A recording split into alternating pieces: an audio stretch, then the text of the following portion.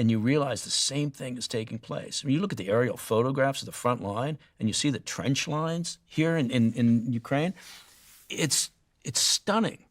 And we're just making the same mistakes over again. It's funny how history has a strange way of repeating itself. Yeah, because we'd like to think that we learn.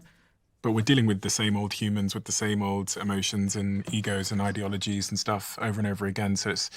because humans haven't changed. You're right. You're absolutely, yeah, that's right. How are you preparing on a personal level? If you're seeing that some of these... A lot of guns and ammo. Really? No, I'm kidding. Well, no, I'm not kidding, but that's not how I'm preparing. Yeah, I just like to, load up. Because you're saying you don't believe Americans and, Westerners really understand how the next big global conflict will look. Mm-hmm.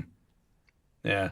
So is there a way they can prepare for such a conflict? Well, on one level, people need to read as much as they can and pay attention, right? I mean, get as many different sources of information. Don't just read one outlet that you happen to agree with.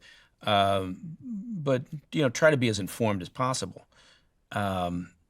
which, I think sometimes it's difficult to do because we're all busy, right? We're all putting food on the table and trying to take care of families and whatever. But so I think there's an element of folks just trying to be informed. And then, that would be, look, I mean, the pandemic that occurred, the COVID-19 thing,